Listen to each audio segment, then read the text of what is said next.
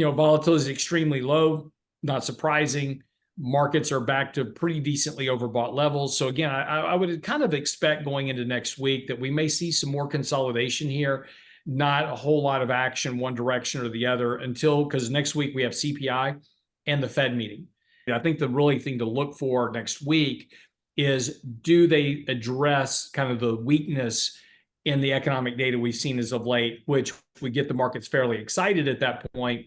But I think next week, if they're, kind of their comments are more dovish, we could see this market rally, fairly decently, maybe get a 1 or 2% rally next week following the Fed meeting. And particularly if inflation comes in, a smidge weaker than expected, that should also help the markets.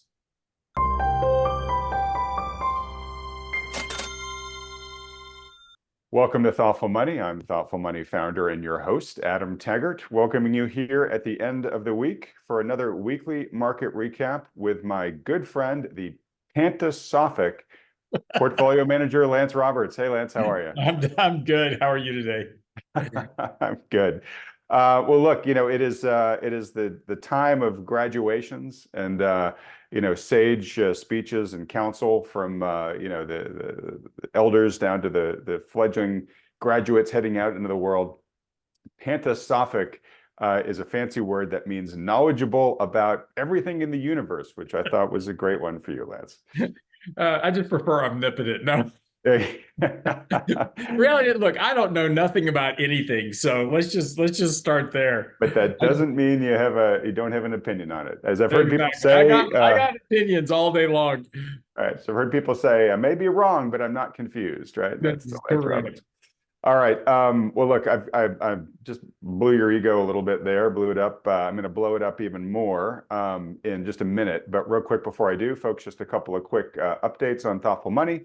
A reminder that we are getting closer and closer to that 100,000 subscriber goal on this channel. And that's important, not because we get a nice little plaque from YouTube, but it's because hitting that milestone gets the YouTube algorithm to pay even more attention to the content that this channel puts out. So if you're watching and haven't subscribed yet, please do just hit the subscribe button below. That really does help us. Hit that little bell icon right next to it too. Also, this week's macro pass going out to our premium Substack subscribers. A really interesting report from David Stockman. It's titled "Growth Stolen from the Future Ain't Growth," which is something I think you and I talk about a fair amount about, Lance. Really interesting piece though, folks. So if you're not subscribed to our newsletter, just go to thoughtfulmoney.com, click the newsletter link there up at the top. You can subscribe for free. And as a reminder, anybody that upgrades to premium gets a bunch of benefits, including the macro pass service. And again, this week is David Stockman. Lance, just so we don't disappoint anybody, is this the week to get into SimpleVisor in depth, or are we still waiting another week or two?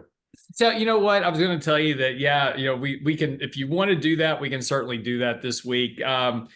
We've got a glitch going on with, so, I told you we were just waiting to get all the portfolios aligned with Fidelity.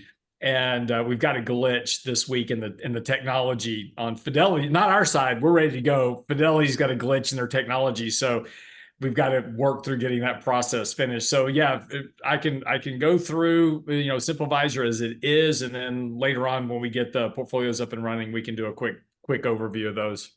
How long do you think it'll take for Fidelity to reduce the glitch?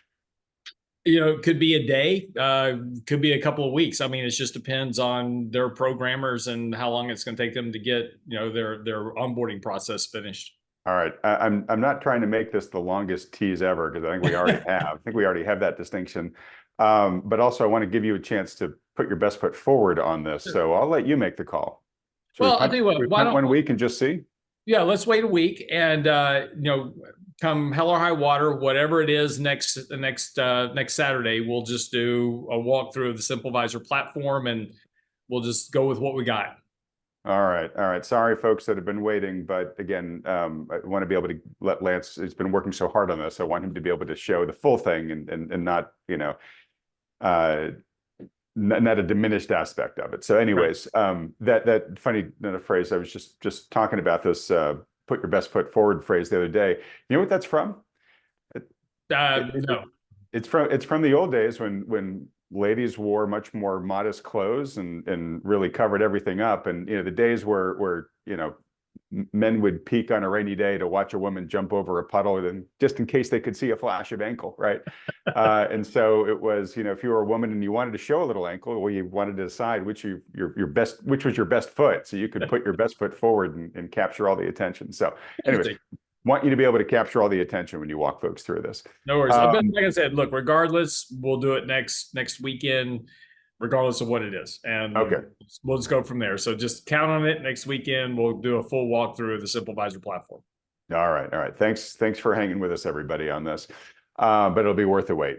All right. So as I said earlier, Lance, I'm going to inflate your ego a little bit more. I wanted to give you props, which I did actually on X/Twitter. I don't know if you saw it. I did. You did. Okay, good. But essentially, the S&P has been back to record highs, and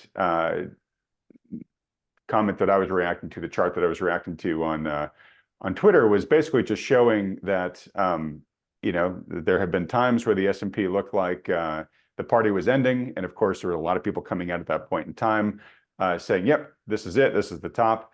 And we definitely had that at the end of October last year, and it looked like we were having a period of that again in later April of this year. And you were a very calm voice at the time, saying, "Hey, everybody, don't get caught up in the headlines, don't get caught up in the momentum of the moment. You've long said that we actually haven't had a true bear market for a really long period of time, and that even when the markets were looking like they were beginning to roll over, you were very clear that the long-term bull trends hadn't been violated." And I remember you very clearly telling people, "Hey, if you're feeling bullish, bearish, that's fine. Just be careful if you're beginning to go big on your bearish bets here, because there's a lot of things that have yet to be invalidated about the bull trend. And if you're taking a bearish positioning, again, that's fine, that's your prerogative, but at least have some part of your portfolio positioned to the bullish case, because we can't say with confidence here that it's invalidated." And you're playing your role there, really as the eagle. You want to call out the RIA eagle icon there on your shirt, where you really tend to try to be above the argument of bulls versus bears, and you're just sitting over everybody looking at what is, right? And in both those cases, late October and late April, you were eventually proven correct that caution should have been warranted. So I want to make sure that we give props where props is due, and for the folks that listened to you and didn't go all in on an anti-market bet in either of those cases, ended up faring pretty well. Yeah, and again, it's look, when things start to roll over and we get into the next bearish correction trend, I'm certainly going to be on that as well and say, yeah. And in fact, if you read this weekend's newsletter, which I'm just finishing up writing today, it'll be published tomorrow morning at realinvestmentadvice.com, is talking about, the economic data is starting to stack up, and certainly doesn't suggest that a recession is literally off the table. Now, it doesn't mean a deep financial crisis type recession, but the data certainly suggests, and that goes along with the employment report on Friday, that a mild recession is still very likely as we get into next year. So, and that's certainly going to weigh on stocks, because, and I've got some charts I can share with you about that as well. But, the expectations for earnings growth is so elevated that if you have an economic slowdown of any sort, and not even necessarily a recession, just even just no economic growth, right? We just kind of get to a zero growth rate of some sort. That's going to certainly impact the earnings for stocks, and we're going to have a repricing of markets. They're very overvalued at the moment. Valuations are a great sign of psychology. They are a terrible market indicator. You should never use valuations to manage your portfolio. But there will have to be a repricing of assets to align with what earnings are most likely going to actually be versus what expectations are. Okay, and I don't have the data in front of me, but I want to say I saw recently that earnings are expected to grow. S&P earnings are expected to grow, what, like 10%? Oh, they can. Yeah. Okay. Well, fine. Let me just get a chart for you. No, Oh, sorry. Did I pull your punchline? yeah, but no. It's perfectly fine. No, earnings are expected to grow a whole lot more than 10%, and that's going to be one of the funny things again as we kind of get into next year. Is going to see, and again, look, Wall Street is always overly optimistic about earnings, right? Always. So when we get into next year, it's just a question of how bad were they kind of overly valuing the markets. Let me share a screen Right. here. And hey, when you do talk about, you mention this all the time, millennial earnings season, right? Where basically Wall Street is famous, or better said, infamous, for saying, hey, next year earnings are going to grow at this really robust amount. And then over the ensuing 12 months, those estimates just get watered down lower and lower until when earnings season arrives, the company can basically just trip over the lowered estimate and claim that it beat it, right? No, exactly right. So the black line is the estimates up to the end of the first quarter, which we've now gone through.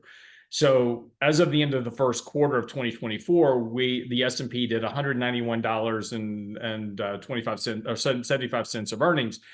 And estimates are that earnings will grow on a year-over-year basis by more than 20% through the end of 2025 to $252 a share.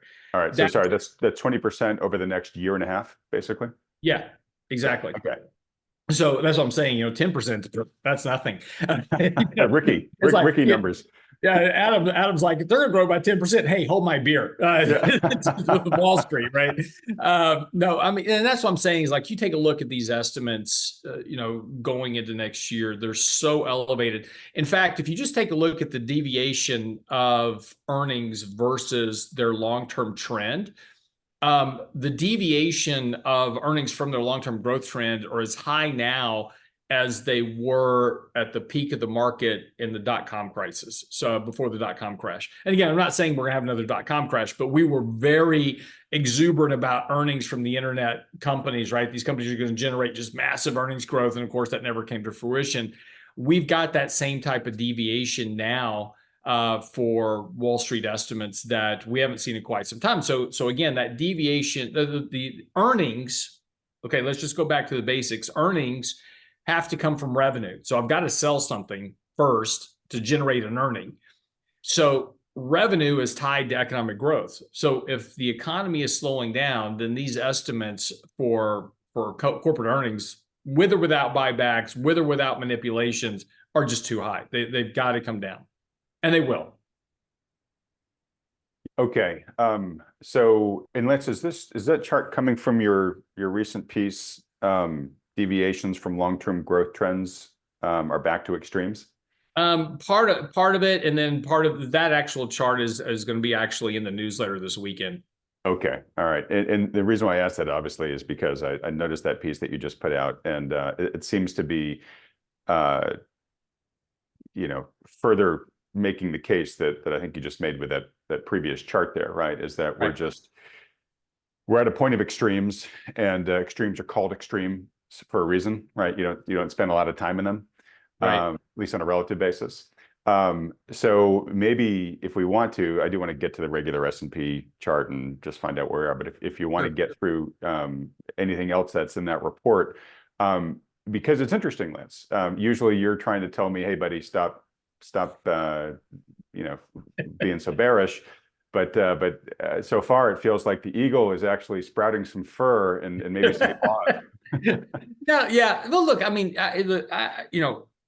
it's important that, again, and yeah, I do rib you a bit because, every time I see a video come out from you, it's like the world's ending and this is why, watch this video.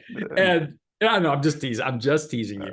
But the point is that, it's important to just always look at both sides. And this is what we do on a regular basis. And again, you read a bunch of my articles, you're like, man, he's so bearish. And I'm not, I'm just doing the analysis. And, one of the things that we're looking at is, and this is a chart of the S&P 500, inflation adjusted, and it's the deviation from the long-term growth trend.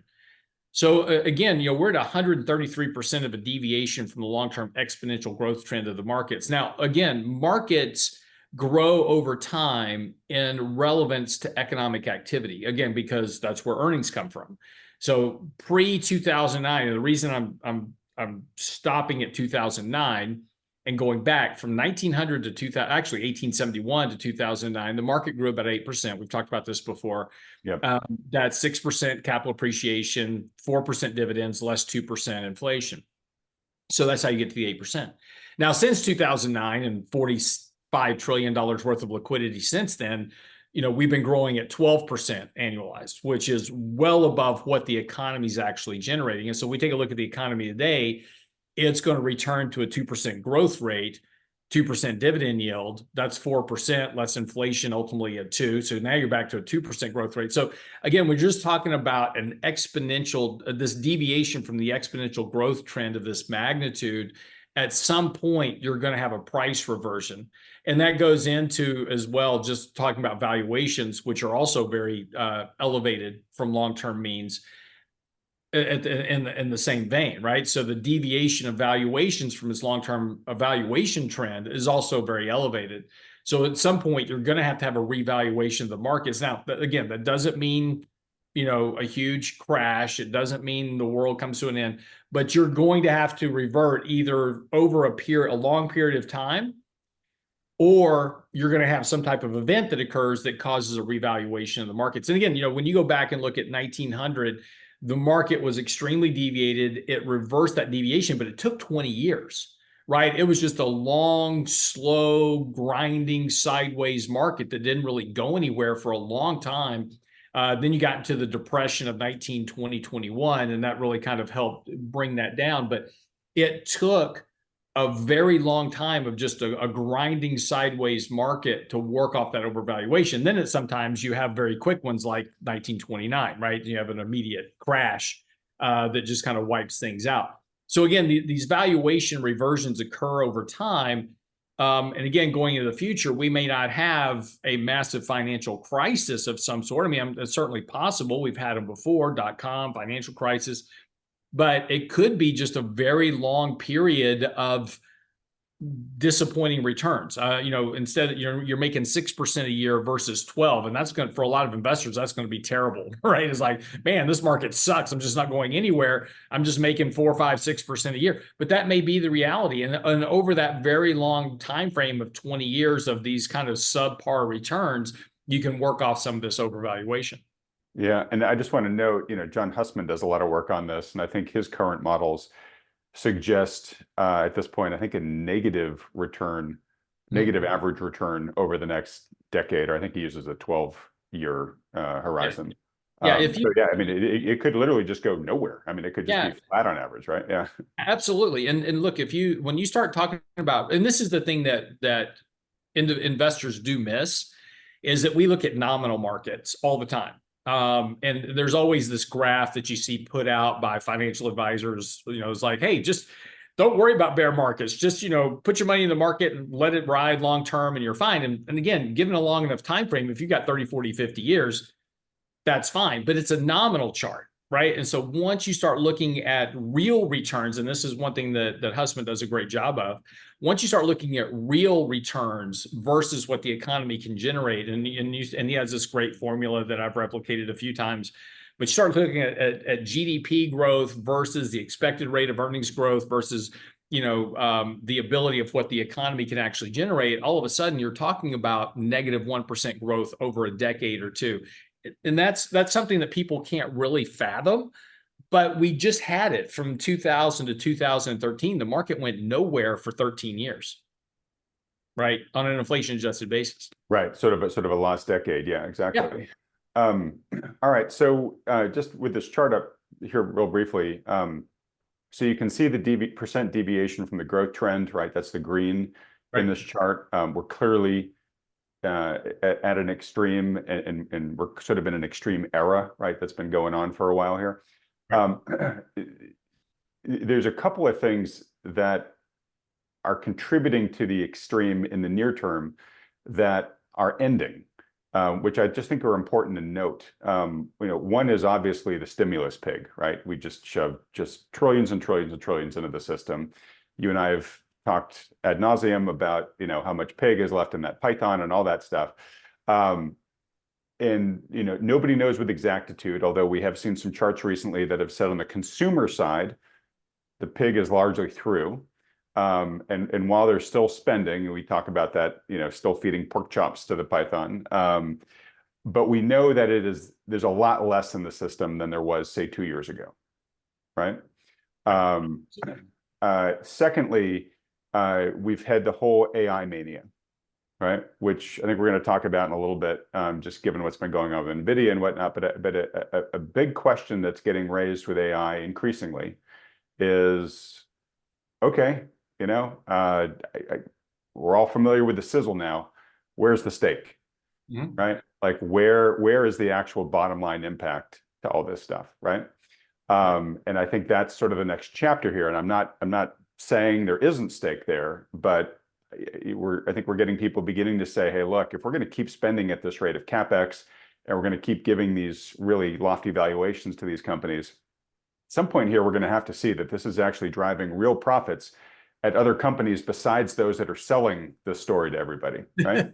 Well, no, that's the dot-com issue, right? When you go back to the dot-com bubble in 2000, it was expected that the internet was going to just generate this massive growth in the economy and massive increases in productivity, and that was going to expand across to massive increases in job growth, and wages were going to go up.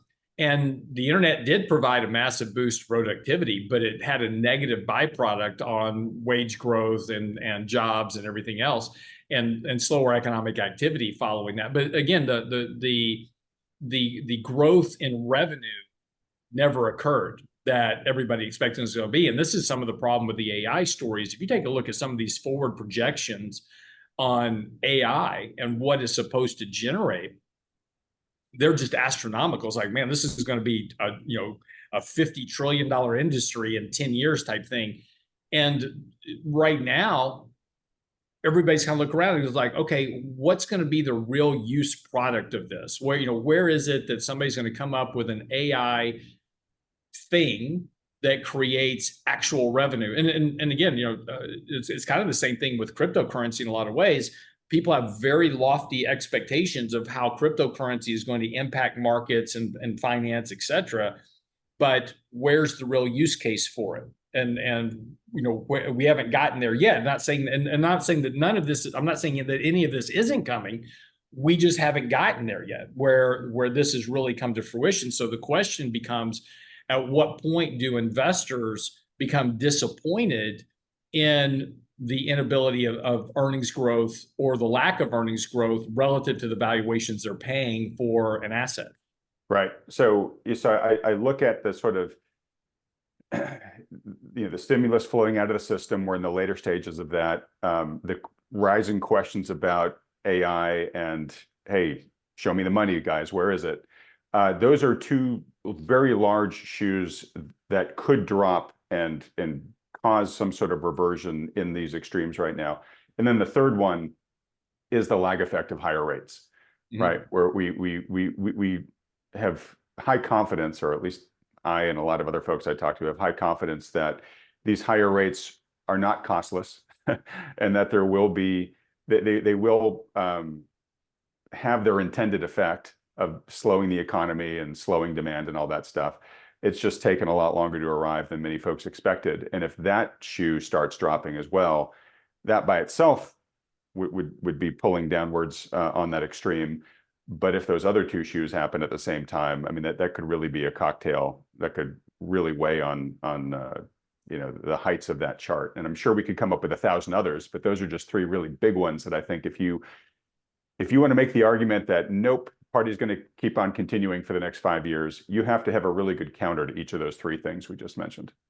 Right. And I was actually just looking for an article that I kind of wrote previously on this, but it's the ability, again, at some point, companies are going to have to start generating earnings. And one of the other big problems is simply just competition.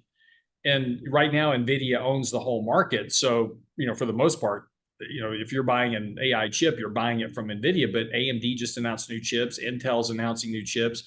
Amazon, Google, and Microsoft, which are the main buyers of Nvidia chips, are starting to develop their own chips for their own purposes. So again, just the rise of competition will start to dilute the price of the product. And remember, just like everything we've talked about, on the show here before, it's always about supply and demand. And if you right now, there's a lack of supply relative to the demand for these chips at the moment. Elon Musk just put $6 billion worth of orders for AI chips with Nvidia. But at some point, if there's another supplier that's offering that chip cheaper, or there becomes a glut of supply, which always happens, and this kind of goes to my commodities article today, is that once you get a movement in the markets to where there's a lot of demand for something and not enough supply, it brings in more supply, and eventually you get a glut of supply and prices plunge. And then that's going to become problematic for Nvidia down the road. And that's why you see these companies like this. And again, full disclosure, we're long Nvidia. But at some point, that reality is going to catch up to Nvidia. Now, that could be 5 years from now, mind you. I'm not saying next week. But at the moment, we have a momentum chase going on. So part of our portfolio is dedicated to momentum. So we're in that trade. But eventually, when that momentum changes, we'll be out of that position. All right, and as you start trimming it, obviously you'll be letting us know on this weekly recap. But yeah, 2 weeks after I trim, I will let you know. No, of course. You're not going to be like Roaring Kitty and post some cryptic meme before you make the announcement. Oh no! Hey, I tell you what though, I'm loving this whole thing today. Ryan Cohen just did a Will Smith to Roaring Kitty, so I'm loving that part of it. Right. Well, hold on to that, because I don't think I've heard that yet, and okay. I do want to get there. But since you brought up sort of the risks to Nvidia, I prepared this article to talk to about AI at large. Let me just pull it up here.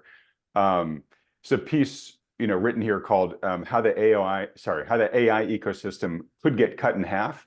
And I'm not going to read the whole thing, but let me just read the 5 questions that he raises here when he asks the question, has Nvidia peaked? He says, increasingly investors might be asking this question given the amazing run that it's had. It's sometimes seemed that by the time antitrust regulators wake up to the power of a big tech firm, the technology has evolved to the point where the firm's dominance is already on the wane, right? Mm-hmm. That it's almost sort of like a Barron's, headline thing. Like by the time the regulators wake up about somebody getting, too good of a thing, they've already sucked all the opportunity out, and it's already ending for them anyways. But as you were saying, not only is chipmaker AMD on Nvidia's heels, but the 3 major cloud services buying many of Nvidia's chips, Microsoft, Amazon, and Google, have or are developing their own versions of AI chips, right? So this is the point. I asked this the other day on Twitter. Nvidia's just been adding gargantuan amounts of market value over the past couple of weeks, right? And I just, I asked, is Nvidia painting the world's biggest target on its back, right? Is it telling the entire corporate sector, come at me, bro, right? I am just making so many gobs of money here that, of course, everybody's going to do whatever they can to try to get into this party, right? So the next point here, lots of startups like Grok are trying to compete with Nvidia. Some customers, including OpenAI, are already looking for ways to spend less on Nvidia's hardware, particularly its networking cables. And then there's an issue lurking beneath the surface, and we were talking about this, right? Which is that AI developers have not yet demonstrated the real business value of AI-powered products. Sure, chatbots can help people write memos or software code, while, quote, AI agents software on the horizon will make it easier for people to book a flight. But these aren't like industry transformative developments yet. So I think just the fact that we're seeing more and more articles like this, Lance, which is just showing that at some point, sentiment goes through cycles, and at first it's everybody falls in love with it, and it's a religion and you can't question it. But then you start getting these little whispers of skepticism, and it feels like we're at that stage of it. Right, and this was really kind of the juxt of my newsletter last weekend, talking about the momentum trade. And, right now, everybody's trying to apply some type of logical fundamental analysis to Nvidia and what's going on with the AI trade in general. And it has nothing to do with that. It's simply money chasing money at this moment. Right now, and again, this was the point of of our article last week, which was saying, look, as a portfolio manager, I would love the ability to just invest in companies that were deep fundamental value companies that were going to do give you a great return over time. But the problem is I won't have any clients, which I need to make a living. So I've got to have clients. And so since Wall Street has trained every one of your listeners right now, Wall Street's trained them to look at the markets every single day and how did your portfolio do relative to the S&P? Even though the S&P probably has nothing to do with your real portfolio and what your goals are, that's what we all benchmark to. So as a portfolio manager, I have to generate a return for my clients. So, because at the end of the year, everybody goes through this annual, what was the end of year statement? What did the market do? And then they call their advisor like, I'm upset with you because you didn't beat the index. So I'm gonna go change advisors. And so they go change advisors to somebody else. But, I'm forced to, build part of my portfolio to track performance of the S&P to a degree. Now, again, we own bonds. So in our kind of our core model, our 60/40. Now, again, we have all equity models. We've got all fixed income models. So we run the whole gamut. But just, as we talk about here on the show, we kind of talk about that middle of the road, kind of the portfolio model for, people in their 50s and, getting ready for retirement, that type of thing. And again, you don't need to be in that. If you're in your 20s, go buy an S&P index fund and call me in 30 years. I may be dead, but call me anyway. I might be around. But if you're young, don't worry about all this other stuff. Just dollar cost average to an S&P index. Go work. Go do a great job in whatever you're doing. Start a business. Build your wealth that way, and just dollar cost average to an S&P, and in 30 years you're going to be fantastic. But for people close to retirement, they can't afford that risk. So we talk about the 60/40 model here for the most part, just because it's kind of that model that fits most people at that age.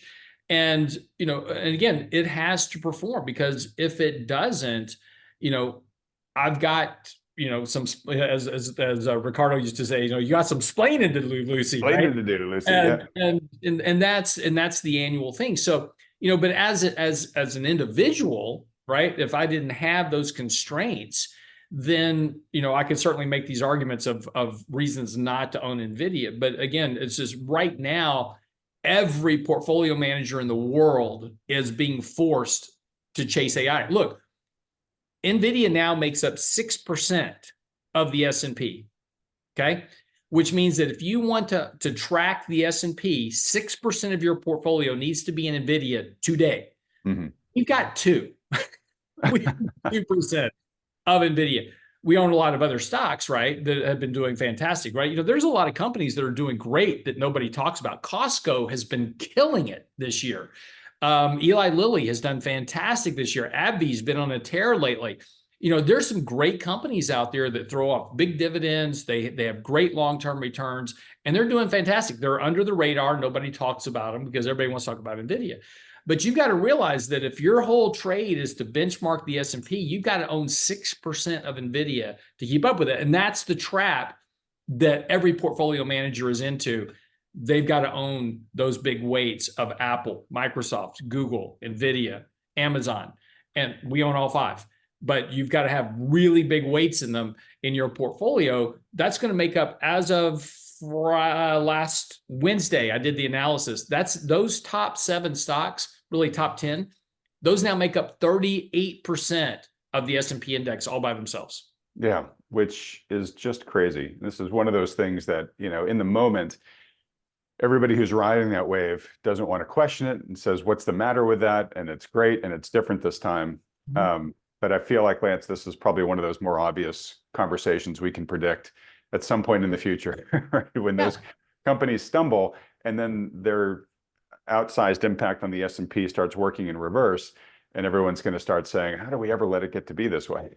Well, and again, part of it is our own making as well. I mean, really, and you and I have talked about this before, but ETFs are the problem in the making, right? Because now it's easier just to buy a basket of a basket of stocks. So go buy an ETF. As I said earlier, just if you're young, go buy an S&P index. Well, that's fine. But every time you buy a share of an S&P index, $38 of that purchase, of that $100 purchase, is going into those 10 stocks. So we have this forced feeding into these big 10 stocks, which then requires portfolio managers to buy those 10 stocks, which force feeds more dollars into those.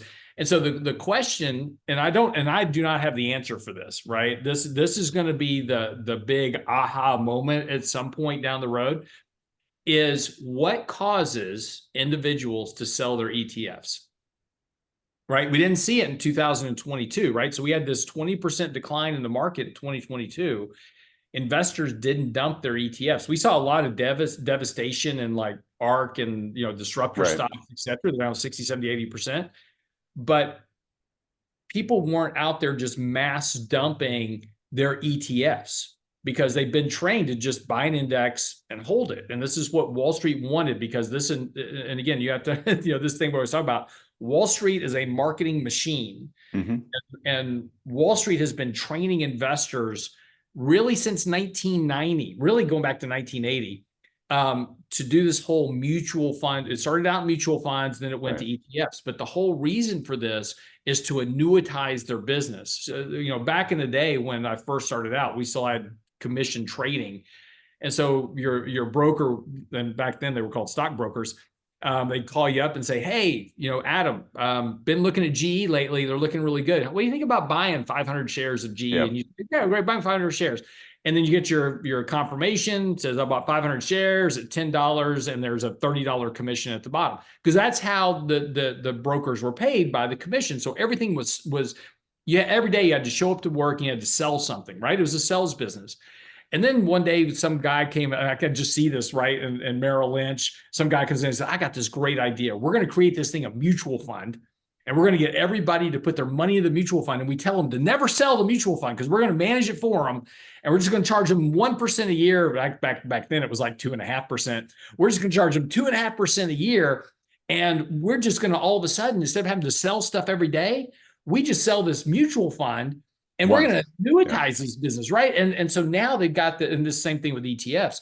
The more ETF product they can cram down your throat and get you to hold it, the more you annuitize their revenue stream. And so every year, when Goldman Sachs flips on the lights on January the 1st, they already know for the year how much money they're going to make, because they know how much is sitting in all those funds, and everything else they do on top of that is just gravy. So let me just add on to this, which is, I don't think it's coincidental that this transition really happened in the early 80s, because what else happened back then? That's really when we shifted from defined benefit pensions on the corporate side, and then shifted to 401ks and RIAs, right? And told the investor, hey, now you're in control. You're the captain of your ship, right? You don't have to feel limited to what your company is doing with your pensions, or worry that the CEO is going to disappear in the middle of the night with the pension. Now you get to be your own pension manager, right? And of course, pardon me? Worst thing ever. Well, it's so interesting. Even the guy that created the 401k figured out the tax loophole for the 401k, says this went away that he never intended to go. This was supposed to be a little add-on benefit to the pension. That's all it was supposed to be. Yeah. Well, but the companies woke up real quick and said, hey, look, we're seeing what we're going to be on the hook for in these pensions going forward. Like, let's get all that off of us, right? Off of the corporate balance sheet. Let's put it on the backs of our employees. And of course, employees being employees, they're regular people, weren't trained for this, don't have necessarily a huge interest in being their own personal stockbrokers. A lot of them just way other things to focus on, right? And so they were looking for easy, right? And so this, hey, buy our fund, and here's all the reasons why the fund's going to keep you safe and all that stuff, right? It was, kind of a tailor-made solution to the mindset of the employee at that time. And what's interesting is, I talk to Michael Green all the time about this dynamic you're talking about, Lance, of 30 cents of every dollar that goes in, just algorithmically going into these very few companies. What's really driving that is the amount of capital flows coming from retirement plans, right? And every month, more employees make more money that goes into retirement plans, right? So you just have this monthly inflow of new capital that gets pushed into the system, and then a huge chunk of that gets pushed into those small companies. So this thing, it's self-fulfilling while everything's working well. And of course, the warning that Mike has been raising is hey, that's fine and dandy as long as capital flows are positive.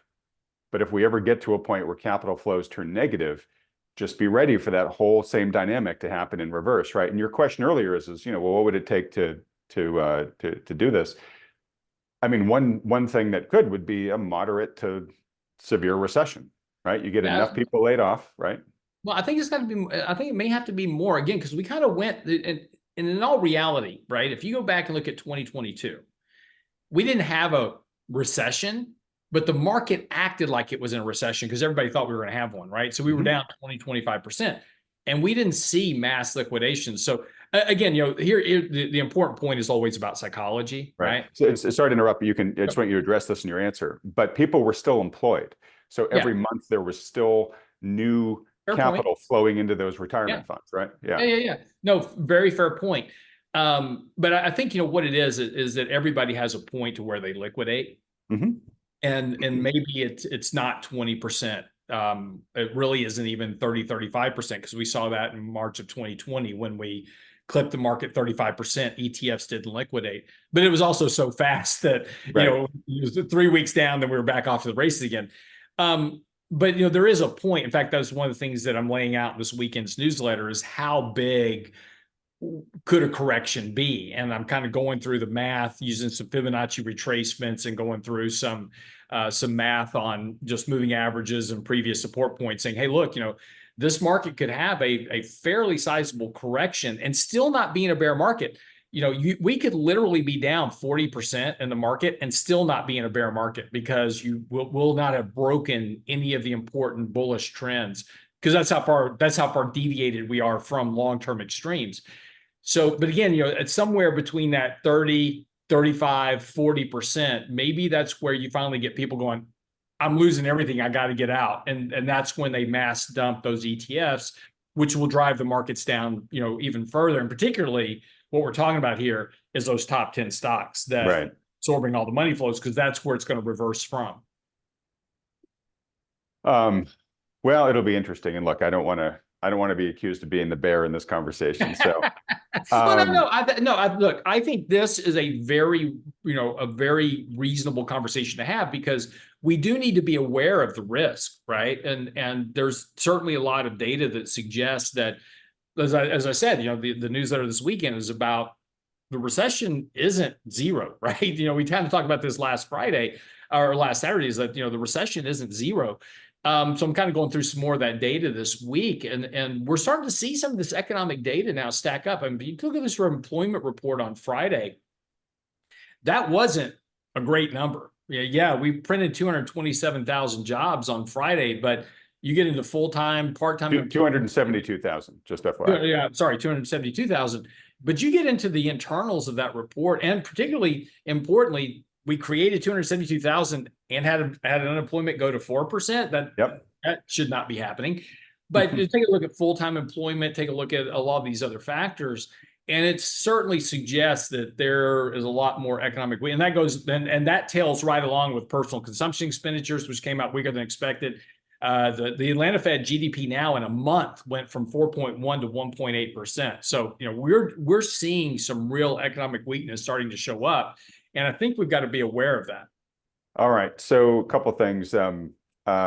Let's get into the jobs data here real quick. GDP now did drop to 1.8 from having been double that like 2 weeks ago. It's now rebounded a little bit. I think it's up to like 2.1. And of course, that thing ping pongs all around. But even still, 2.1, isn't something to really beat your chest that hard about. And we still have the rest of the quarter, and GDP now tends to trend downward on average throughout the quarter. Also, they revised the Q1 low GDP growth of 1.6%. That got revised downward to 1.3. So it was even weaker than folks initially thought. So, I mean, there are lots and lots of signs out there, and part of me kind of feels like, hey, Lance, welcome to the party a little bit. And I know you look at the same stuff I do. Here. So that's just me ribbing you back. Of course.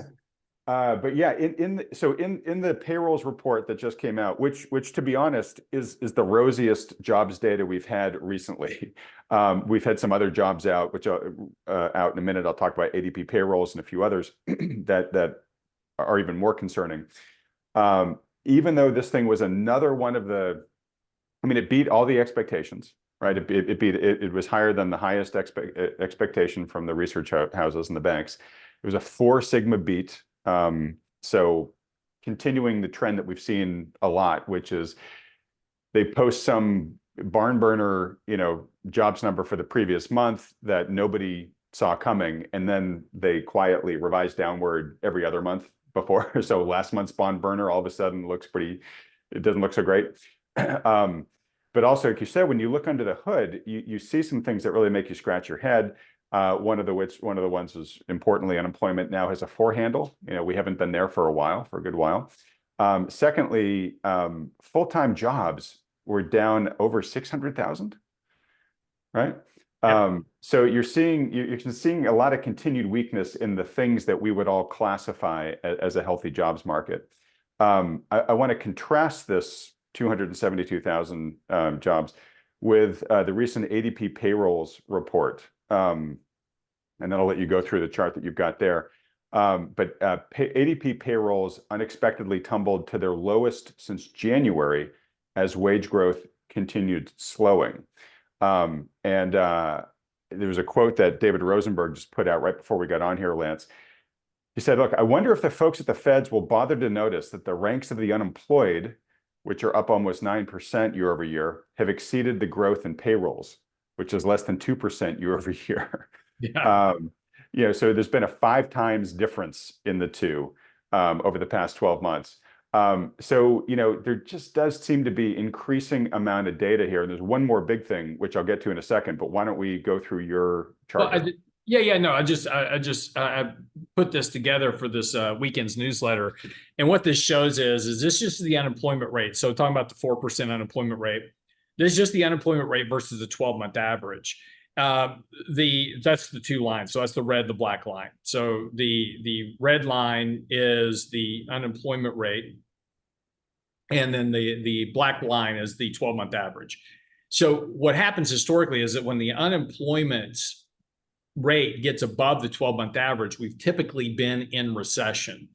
And the chart at the bottom of that is simply whether or not the unemployment rate is above or below that 12-month average. And so you can see that in every previous recessionary period, the market, the unemployment rate has been above the 12-month average in conjunction with that recession. And here we are once again above that level where the unemployment rate is above the 12-month average. Now, we're not in a recession yet. It just means that it hasn't been identified. Remember, recessions are always identified right in arrears, 9 to 12 months in arrears. So we may come back and go, oh yeah, well, yeah, see, we were in a recession then.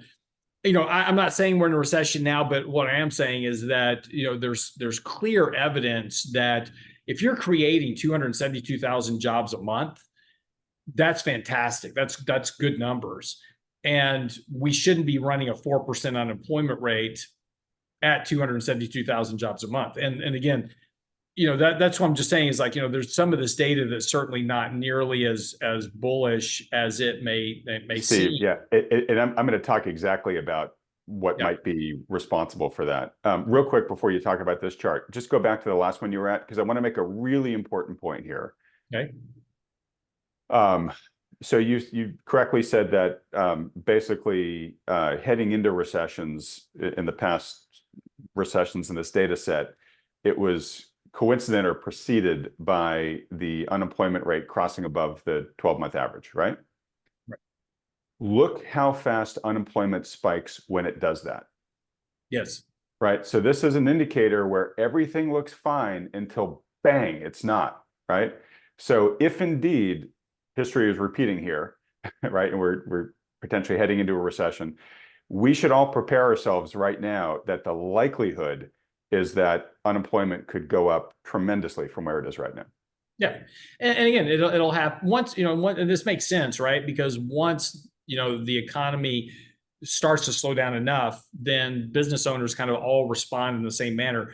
Business owners hold on to employees as long as possible, and they're hard to hire and they're last to fire. So they'll hold on to them, but then all of a sudden, at some point, the economy gets to a point, sales dry up. You just don't have the revenue coming in, and I simply can't afford to pay employees. And so this doesn't happen just one company here and one company over there.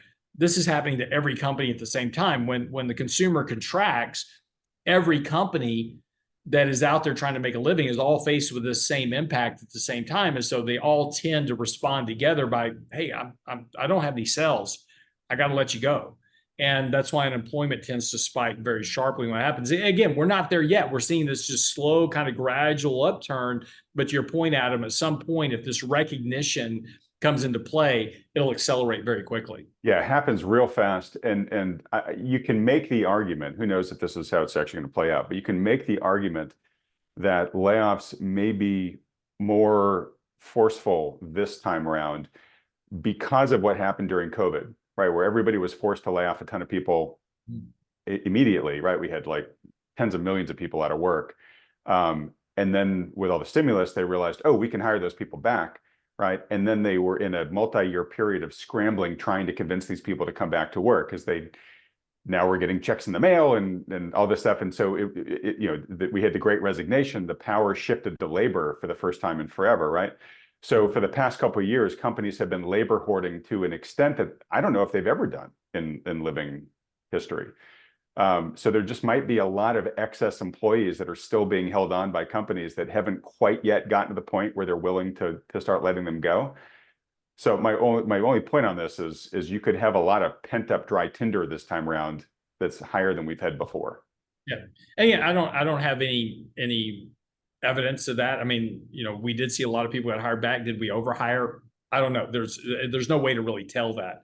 I can tell you big tech did. I mean, Silicon Valley, big tech, yep, they did. And we've seen them, but we've seen them laying off a lot of workers, right? They have been laying off workers, yeah. Yeah, you've been talking about layoffs. Who knows how much more, but yeah. Yeah. And again, but in the other companies, like the manufacturing companies, those type of things, I don't know. I'm not arguing with you because I don't know. There's no way to really know if we overhired a lot. This is one of the problems with the data is we'll find out after the fact right. that there was indeed, yes, a lot of labor hoarding that was going on. I just don't know. So, we'll find out. All right. So what does this chart tell us? Oh, so this just, so look, in order to drive an economy, you need a full-time job, right? That's full-time jobs pay higher wages than part-time jobs, obviously, and they have benefits and all the things that you need to raise a family. So, what we're talking about is that when you start getting these companies to lay off, it's because they're not getting revenue, right? There's people not showing up demanding products, goods, or services, and so it's not surprising that when full-time employment, this is the year-over-year rate of change in full-time employment, when that goes negative, people tend to start contracting. Because again, it's one thing when you lose a part-time job because you typically go get another part-time job, but when you lose a full-time job, that's a really serious impact. So again, very much like the unemployment rate, whenever full-time employment goes negative on an annual basis, that has also been coincident with the recessionary onsets, because again, once you start losing a full-time job, you kind of stop spending money. And again, we've been creating a ton of part-time jobs. This is the cumulative growth of part-time employment versus full-time employment. It's great. And this is one of the things with the jobless claims. Jobless claims remain really low. So a lot of the headlines are like, hey, don't worry, jobless.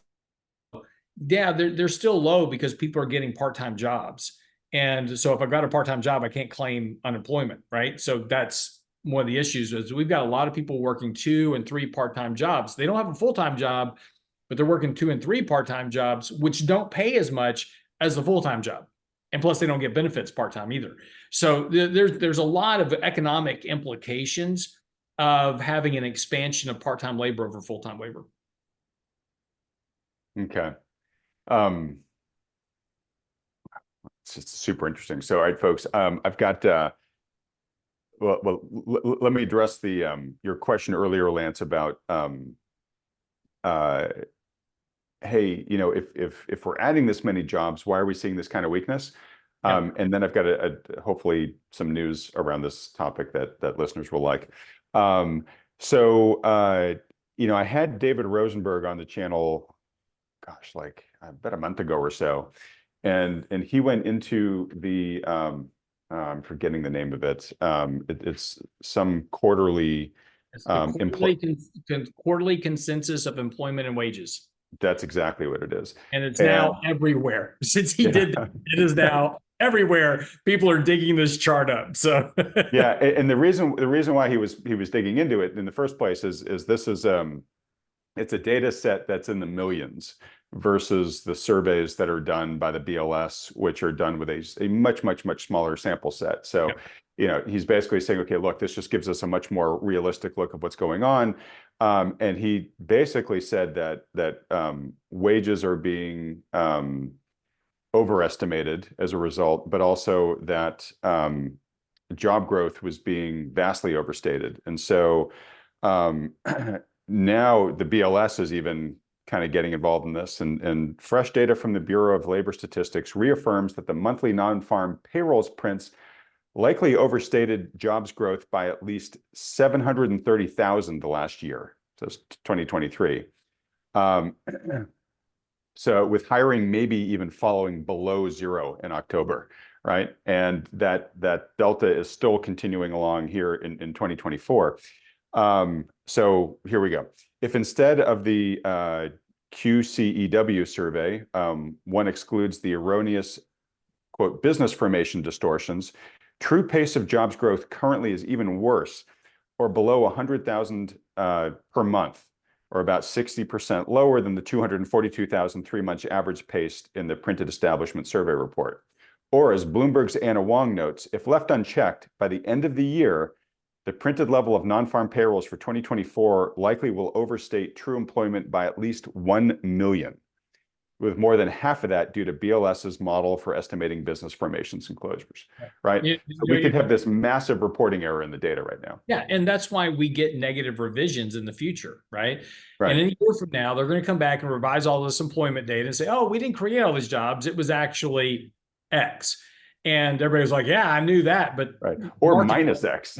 Yeah, well, yeah, whatever it is. They'll say, yeah, duh, we knew that. You know what's funny is, who produces that QCEW report data? Who? The BLS. Did they? Okay, yeah. Yeah, if you go to the BLS website, you can look up the data for the QCEW. And yet they have this data and they don't use it.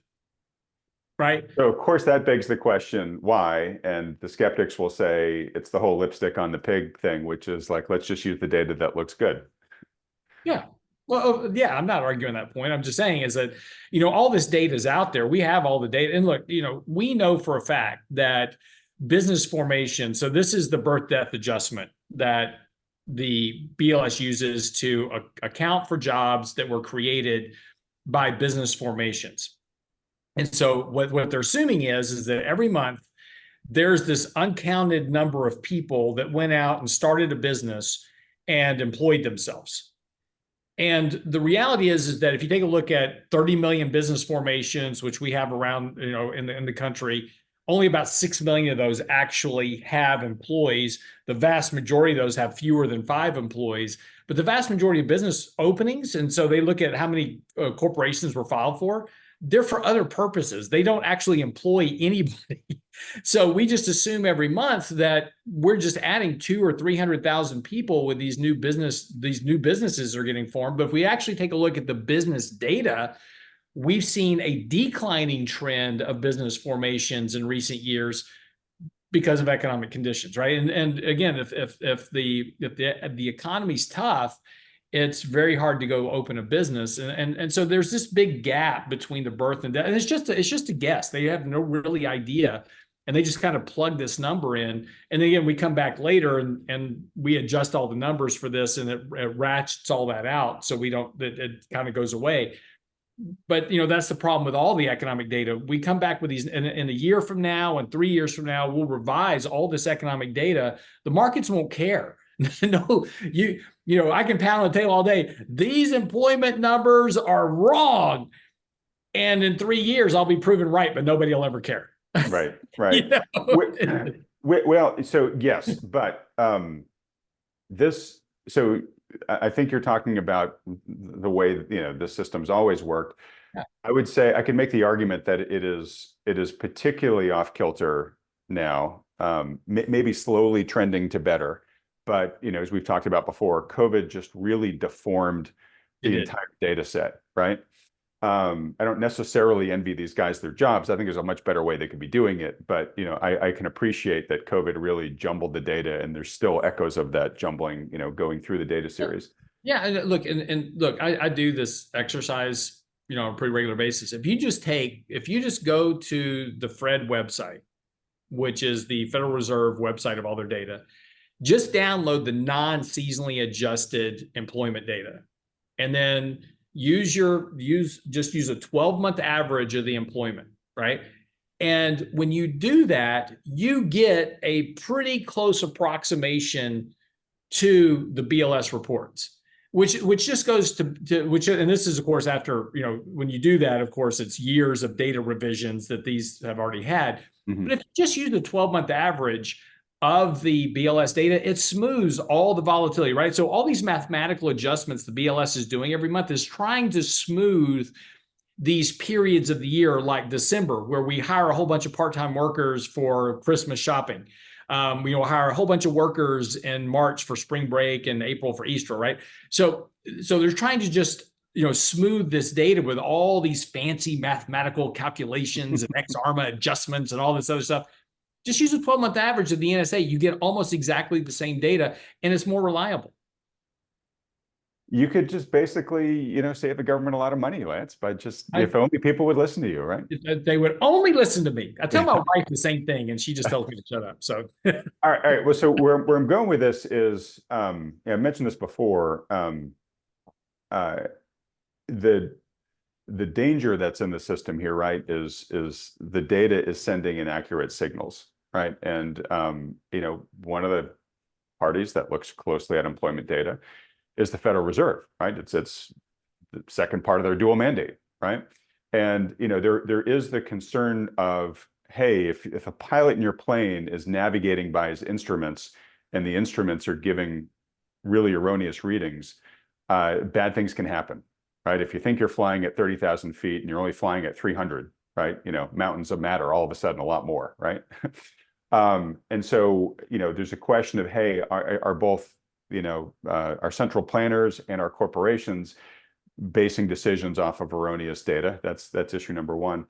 But we've also talked about how, we've talked about Michael Kantrowitz's hope framework, which is the progression by which you fall into a recession. And we've seen a lot of recessionary indications over the past couple of years in the first three letters of the acronym, the H, the O, and the P. The E has really been the bulwark, it seems, between the economy and falling into recession. And how goes that E domino really is how goes the economy here, right? And so getting a really good, accurate beat on it is really important. So to that end, I mentioned that quote there, that article that quoted Bloomberg's Anna Wong. She's head economist there at Bloomberg. I just got an agreement from her to come on this program. So we'll have Anna on in a couple of weeks, I think right at the beginning of July. So that should be exciting. But also Michael Kantrowitz himself, creator of the Hope Framework, I'll be interviewing him early next week. So we'll get fresh data straight from these economists or analysts' mouths, specifically about what's happening in the economy side of things, given how important it is. So I've been eagerly waiting Michael's return and super excited for what we're going to find out next week from him. No, I think it's great. Okay, awesome. All right. Well, look, I'm sorry. I thought that was a statement, not a question. no, it was a statement. I was just realized I had been monologuing, so I wanted to give you a chance to chime in. All right, look, looking at the time, we're past the hour mark. So again, I'll probably have to jettison half of this, but I do want to get to the S&P chart just so you can show folks kind of where we are versus the moving averages and whatnot. As you're pulling it up though, so let's talk about the GameStop Circus Act, and tell us about the latest development there. And I guess my question for you on this is this a sign of, sort of extremes of sentiment coming back into the market and a sign of froth and all that stuff? Or is this truly just like a one-off sideshow and we should just look at it as entertainment only, but it's not reflective of the market sentiment in general? No, I mean, it's certainly, reminiscent of, the kind of the 2020, 2021 stimulus fueled meme chase that was going on. And, it's interesting. Like I said earlier, Ryan Cohen, who is the CEO of GameStop, he pulled a Will Smith on Roaring Kitty, Roaring Kitty is going to do a YouTube live video today. He's actually doing it right now as we're talking. Just okay, so, right. So he had 12,000 people sitting on the YouTube channel 14 hours in advance of the actual live stream, right? So I mean, these people are it's just funny, and again, so Ryan Cohen just said, hey, and I absolutely agree with Ryan's point. GameStop's got some real fundamental problems going forward, and again, you can make a lot of arguments, but why do I need to go to GameStop? GameStop is like the Blockbuster of the past. When you used to go rent, go to video, go to Blockbuster, rent a videotape, go home.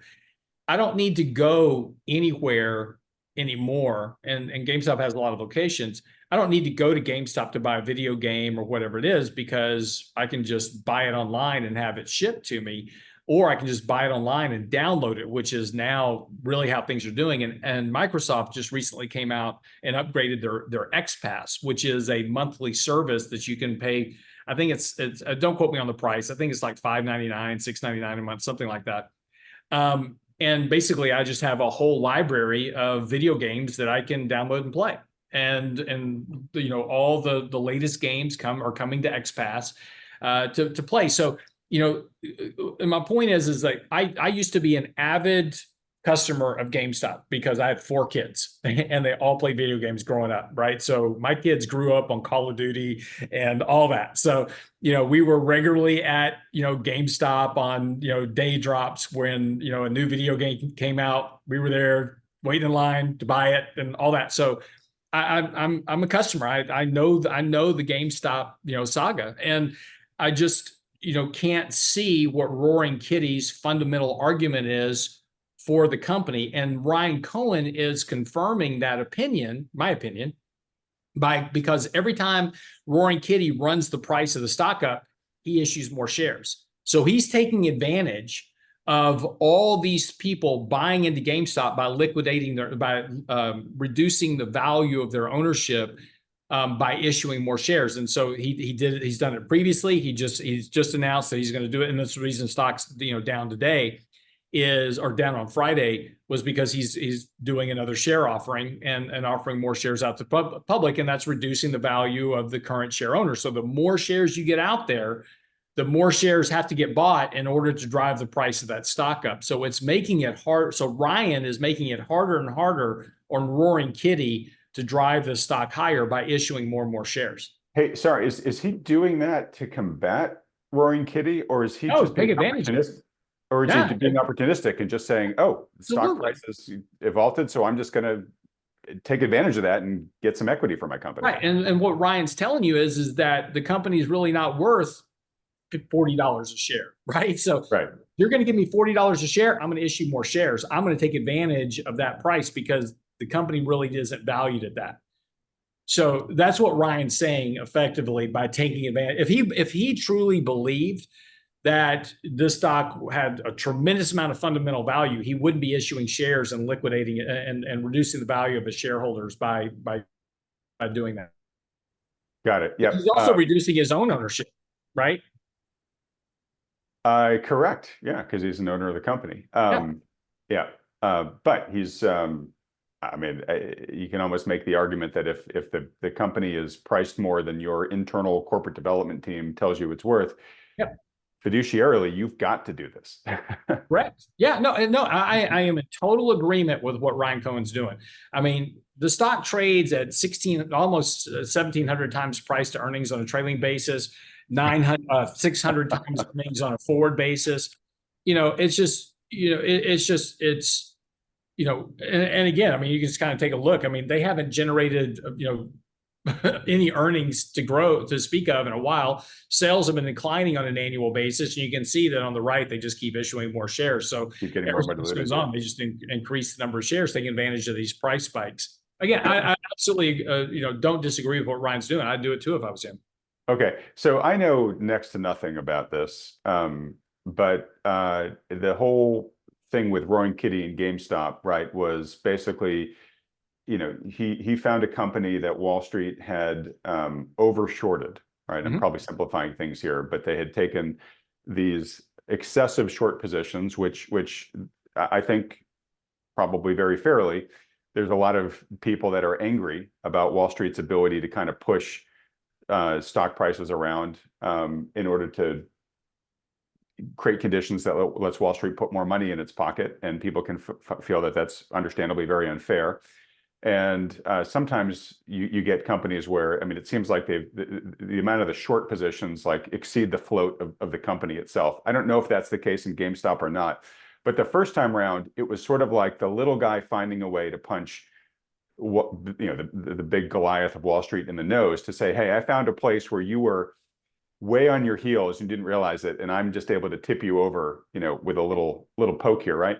And so they caught those short sellers flat-footed. They had to cover. The price of GameStop went to the moon for a little while.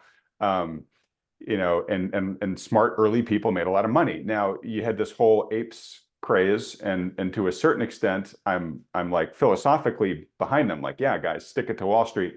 But I think they got sold to, and people were telling the apes, yeah, keep joining the army here, right? And they were becoming the people that the early people were selling to, right? Exactly. And then you had a bunch of inexperienced people jumping on because of the mission of sticking it to Wall Street, but these were the people who became the bag holders in the end. So anyways, that was the first meme craze, right?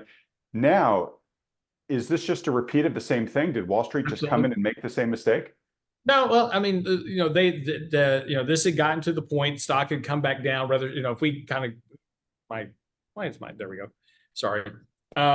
If we kind of look at a daily chart, we had this previous spike. I have to go back to it. So we had this previous spike. It gave up all those gains. This thing went from like 60 to 70 bucks a share all the way back down to 10. And so as this went down, Wall Street was shorting this all the way back down again, because that's where the intrinsic value of the company is probably around $10 a share, maybe $5. So, Wall Street as that, while, the retail army thought they had the tiger by the tail, the reality is that Wall Street was always going to take advantage of them. And they did. And so, it was interesting. All these people were like, oh, diamond hands and hold, we're going to hodl, hold on for dear life. And that was always the wrong way to play that, because eventually Wall Street was going to get you. They're too smart. They have too much money, and they have too much technology on their side. They're going to beat you at the end of the day, and they did. And so there's tons of articles out there about how these kids that were speculating in GameStop and AMC, had made a ton of money. They had $3 million in the bank, and now they have nothing. Because after that whole phase was over back in 2021, going into 2022, all the value went away, right? And they never sold. And this is always the problem. It's great to buy stuff. Just don't forget to sell. It's all, we don't make money until we sell something, right? That's how we make money in the market. Holding something is great. You don't make any money holding it. You only make money when you realize it. And this is what happened to a lot of them. And again, this is happening again, is that already Wall Street is in this game, or they're already, top ticking this stock, and they're starting to put the shorts on. There's a 25% short float sitting out there right now on the stock. So, any type of news that goes on that they can get enough people to ramp up and buy the stock, they're going to force some shorts to cover. But I think we may have seen the peak of this particular move when it got to 50 a couple of days ago. And again, ultimately in the next year or so, this will be back to $10 a share, because that's where the intrinsic value of the company probably is. Yeah. Okay. So a couple of questions. So is GameStop somewhat unique here, or is this a trend that we're I would think if this were a trend that we could see recreated at many other companies, we would have in the wake of the We did, right? we saw it in some, but it kind of died down, right? It wasn't a sustainable strategy, right? Right. Well, and it's not a sustainable strategy. This is the problem is Well, that per company, it's not. But if it yeah, was like, okay, we did this one, let's move on to the next, let's move on to the next. It doesn't right. seem like these opportunities are No, yeah, well, and the reason is because this was a strategy that probably you could have executed on a more reliable basis in 2009. Because in 2008, the market crashes by 50%. So everybody is selling and shorting stocks at that point on mhm. Wall Street, right? So you got lots of companies with a big short float sitting out there. So in other words, you got a lot of people short the stock, and if the stock starts to move up, they've got to cover. Well, now most companies, if you take a look at any company, pick a company, Target. I'm just picking one, because we did Bed Bath and Beyond. Target's been under a lot of pressure as of late. They did the whole woke thing that got to them. Their earnings have been terrible. It's got a 1% short float on it. I mean, there's just literally not short. There's not a ton of people short the stock, so you don't have that ability to drive the stock markedly higher by trying to run up the price because you've only got 1.5% of the company actually shorted. And that's the way, because we've been in such a bull market for so long, the shorts have just been kind of just given up for the lack of a better term. And now everybody's just mostly long. If you take a look at short interest on the S&P 500, it's very, very low. It's at some of the lowest levels we've ever had. There's just not a lot of people short. So, companies like a GameStop or an AMC, Best Buy's, going through bankruptcy. Those are just very, very few stocks out there. They're very small. They're very few in number because most of the shorts have been just wrung out of the market over the last decade. Okay. All right. So the last question on this one, and we'll see how the drama plays out. I'm sure next week we'll have, another chapter or two in this story. Sure. Absolutely. But Oh, it's as not over I, yet, for sure. yeah. So as I saw Roaring Kitty put out that initial meme that he did, right? It was like a guy leaning forward in his chair, basically, whipped up a huge amount of speculation. Instantly, GameStop, like tripled or quadrupled or whatever, right? And then, it was made known. I don't know if he made it known or someone else figured it out, but all of a sudden he had this massive upside position in the stock. And then we've had all this drama, right? And I totally get that as an investor, he should be able to buy whatever he wants, right? Yep. But the fact that he's got such a huge following and he's sort of preceding his sort of public announcements with, this inflammatory media that gets everybody whipped up and causes the price to really respond. I mean, literally multiples. That kind of feels like market manipulation. Like I don't know how he couldn't be targeted for manipulating the market. The SEC has been looking at it. E-Trade has potentially talked about terminating his account that he has with E-Trade for this because of concerns over market regulation. But it's a tough case to bring. So again, it's one stock that he's saying, look, hey, I'm buying the stock. And remember, he testified before Congress. They dragged his butt in front of Congress and said, you're causing all this problem. And he's like, I just really, really like the stock, right? And there's nothing inherently wrong. And he's allowed to. He's allowed to. There's nothing. And I guess the question is, this is maybe a bigger question than him, which is, if you have the ability through media cloud or whatever to move a stock by declarations, and I'm not saying like a mandatory one, like you've got to, companies have to file 13Fs every quarter or whatever, right? But if you're doing that, if you can do that, should you be able to do that any way you please, or once you get to a certain demonstrated ability to move a stock price, should you have to follow some sort of constraints so that you just can't buy a position and then get the world all excited about it, and then so you've got an ability that nobody else does to move that price around? It's an interesting question because again, if you go after Roaring Kitty on this issue, then you got to go after Jim Cramer, right? Jim Cramer's on a national television show every day, hitting bulls and hitting bears and ringing bells saying, it's a buy, buy, buy, right? Go buy this stock. And so people run out based on Jim Cramer's announcements and they buy a stock that he already owns potentially in his trust account. So, he's potentially has the ability to move a market. So if you're going to, cause Roaring Kitty to stop doing what he's doing, then you've got to stop CNBC from doing what they're doing because they're potentially moving markets by having everybody on saying, "Hey, well, I just bought this stock today, and I'm Joe Blow fund manager for Fidelity Investments, and we love." Blue Star Airlines. So you should go buy Blue. That's an old Wall Street reference if you didn't see the movie, but that Blue Horseshoe. Blue Horseshoe. Sorry, yeah. But that's the whole thing is that there's a lot of market manipulation that goes on every day. If you think about it that way, right? If you start thinking about what's Roaring Kitty doing now, he owns 6% of the stock. So if I wanted to potentially put a rule out there, I could do that. I could say once you own more than 5% of a company, and you've got to then report your holdings on a 13F every quarter, and you can't do any media announcements within a week. Yeah, there's a blackout period or something. Yeah. You could do something like that, but then that would apply to everybody, right? And that would apply, potentially you could have that apply to a Jim Cramer. You could have it apply to a Roaring Kitty. I mean, there's some ways to do that where you could limit some of this issue. But, and again, it is a bigger problem today than it was in the past. 20 years ago, we didn't have everything instantaneous on the internet, right? You had to wait for the Wall Street Journal to show up, and that was 2 days after the fact, right? But now everything is these computer algorithms are just sitting out there monitoring every little tweet.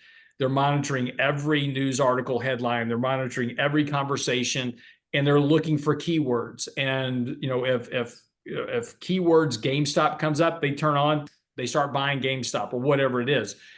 So there is there's the market responds so fast, and there's so much money in the markets driven by algorithms and trading programs and all this other stuff, is that it's not the same world it used to be, and probably fairly, we probably need some updated regulations. Okay. All right. Well, fascinating. Well, anyways, like I said, next week, I'm sure we'll know the latest interesting chapter of this saga, and we'll update folks about it as long as it's sort of relevant to our wider worldview here. All right. At least, you know what? At least it's something interesting to talk about for a change.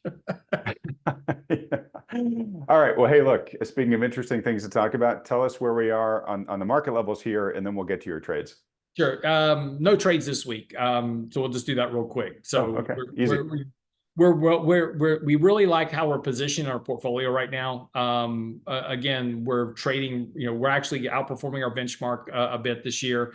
So, we're kind of right in line where we're going to be in terms of where our portfolio structure is. So there's no need to do any trades this week so far. But the market is overbought short term. I talked about last week that we've been in this consolidation range now for a while, really for the last 3 weeks.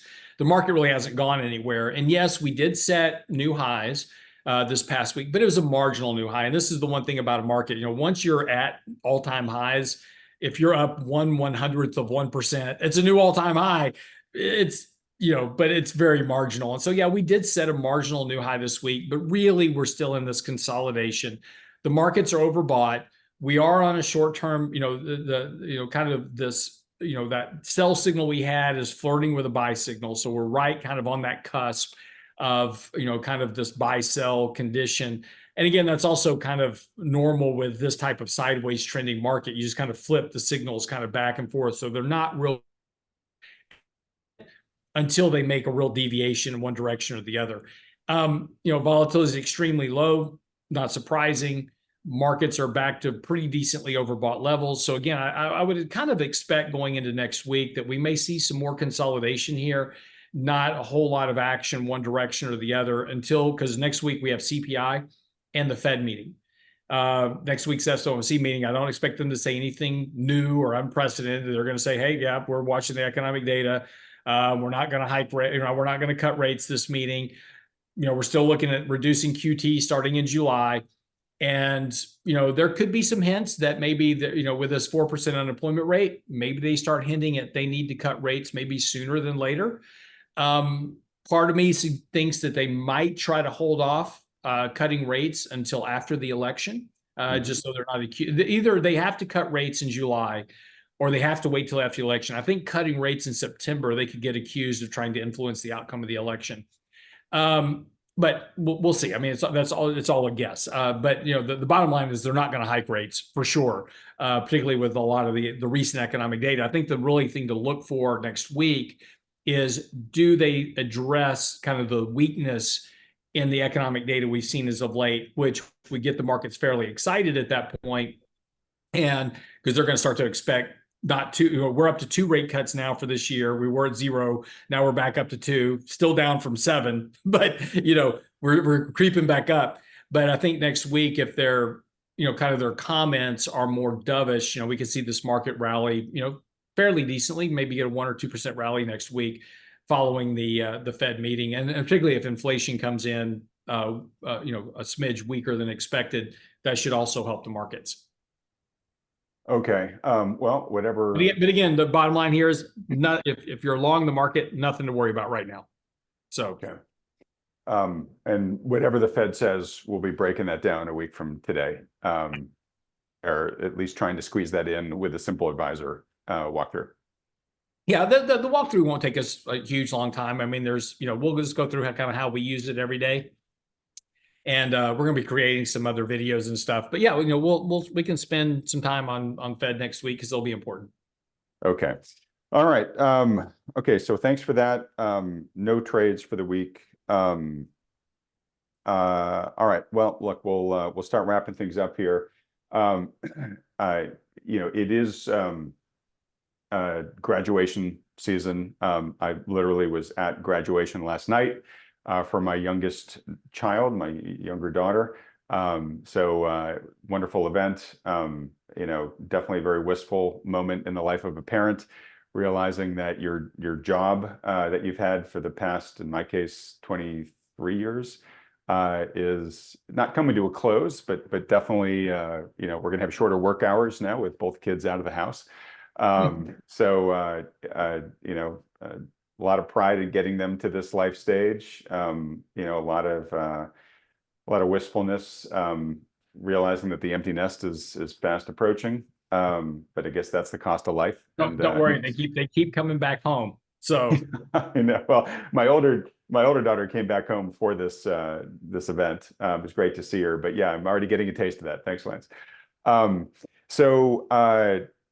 been thinking a lot about what advice I wish I had gotten at that age. And you and I tend to do a lot of that on this channel anyways, Lance. So I had one thing I wanted to get your opinion on, and then I've got kind of a crazy idea to toss out there for you to react to. Yeah. One of the things that youth has that is one of its greatest assets, if not its greatest asset. Pardon me? Their knees don't hurt. That's definitely a big one. Health is a huge one. That glow of youth. But no, is time, right? And when it comes to investing, there may be no more precious asset there than time, because both of its optionality, but also your ability to use compounding, as a massive tailwind to you, especially as time moves on, right? So we've talked about how when you're younger, your investing strategy can be really simple. As you've said many times, you probably just should start out by just buying the S&P index, right? I've shared a couple of other strategies, like if you go back to my interviews with Chris Brightman, he's laid out a very simple strategy for building wealth, up until your 50s, and then beginning to start extracting that wealth as you start retiring. And it's amazing. I mean, it's kind of like, look, if you do just that, you will be just fine. Everything else you do with your money in your investing career is just gravy on top of something that will already make you a millionaire if you just stick to it and start early enough, right? So what I was really reflecting on as parents, one of the most useful things we could do for our kids is create a financial baton for them, right? Which is the sooner your kid starts putting money away for their future, the better and the more that they can use that compounding miracle to their advantage. Of course, when kids are young, right, 8, 10, 12, whatever, they can't put that much away, right? So, what I'm thinking is what you should do is tell your kid, hey, look, here's the formula. If you put, whatever it is, $100 a month away, for the rest of your life, or $500 a month, or $1,000, whatever you want to come up with, and say, look, we're going to do that. We're going to start this journey. Maybe you're 12 years old, right? We're going to start this journey now. And you're going to start contributing to this, whatever you can. At age 12, yeah, maybe it's $10 a month, right? You're saving your, I don't know, allowance money or whatever, right? But that will creep up over time. And as they get older in their teens, okay, you're going to start working, you're going to start contributing more than that to this, and that's going to grow. But you as the parent are contributing the $500 a month, $1,000 a month, whatever it is. And you are, every time you're buying into whatever you have them invested in, S&P, Brightman's, simple portfolio, you're doing that together with your child so they can see that the money's going in. They can see how it's growing over time. You can have a discussion about what happened, to the portfolio from the previous month and why it changed, right? And what you're doing is you're giving them that path to really becoming financially independent, right? And so if they continue this thing, they're gonna be financially independent just from this alone at some point in their adult life. But also you're giving them the training to become a disciplined saver, right? So as they age and they're putting more and more of whatever you're putting away for them, your contribution's shrinking, theirs is growing over time. They're developing those muscles of, yep, I gotta make sure at the end of every month I'm putting this away. This is what I do. It's just part of my muscle memory and routine now. And you're also giving them a foundational understanding of investing, right? Because they're beginning to see how the market works, how things compound. They're beginning to make a little bit more sense of the headlines, that they hear on the internet about the economy and the markets because of these discussions you're having with them and this journey you're taking them on. And somewhere, let's you pick an age, right? Hey, by 25, I shouldn't be subsidizing this anymore, right? You, the child, should be paying 100% of that $500 a month or that $1,000 a month or whatever it is, right? This is your time to start flying, with your own wings, your own motive power. And so, I don't know. I mean, what do you think about this, Lance? This, because starting earlier helps them out, should we be starting when kids are young enough to begin to generally start understanding this? I'll say like around 10. Yeah, I mean, that's one of the reasons. So part of the platform with Fidelity that we're building through Simplivisor, we'll have an accumulator portfolio, which you can start with $25 and just start contributing to it every month. We've got the portfolio built for you. We'll already balance it for you. All you got to do is just stick the money in and let it start growing. But there's some things that you'll want to do. The problem is with kids is that if they're not directly attached to the process, then it doesn't matter to them. And I've seen a lot of parents try to do this. Like I'm putting away $500 a month for my kid, and he doesn't care because he's not doing anything. And to your point, you've got to get them actively involved. And so one thing we did with our kids in particular is we made them work as kids, and we gave them chores, we gave them jobs to do, and they had to earn money. And when they earned money, we required them to invest a third, give a third to charity, and they could spend a third. So out of all the money they got, they could spend 30% of it on whatever they wanted, but then 30% would go to charitable, doing good for others, because we wanted to raise, good, happy children. And then 30% went into investments that they had to grow with. And so they were invested in that process along the way. We would match them. So if they put in $10, we'd put in $10, right? Mm-hmm. So if they put in $20, we'd give them $20. And then so the more that they saw that growing, then they started wanting to put in more and more of their account, the money they were making into that account, because they were getting free money from us. They were like, this is great. So, and again, it's important. So, part of the process is also you've got to make sure and structure the account properly. So you can set up what is, a uniform gift to minors act or a uniform trust account for minors. The problem with that account is that it's in your name, that you control the account. It's for them. But when they turn 18, it's all their money. It's Right. So theirs. Yeah. you have no more control over it. And so at 18, I don't know about you, but at 18, if I've got, 20, 30 grand in a bank account, I'm going to buy a Porsche. Yeah. You don't want that go into your 18-year-old with exactly. Right. It's going to be used for good. So, you also have to think about how you're going to set up the account to where you maintain control over it. You don't want to give it to them when they're young. You want them to have access to it, obviously, if they need it, and particularly as they do get older. You want to be building this habit of, to your point, precisely, is getting them in this regular habit. This is something we talk to our kids about all the time, is, how to invest, never use a credit card. All this nonsense out there about, oh, you got to have a credit card to have a credit report. No, you don't. That's a complete lie. That's run to you by the credit agencies. Never use a credit. So we tell our kids, never use a credit card, never get in debt.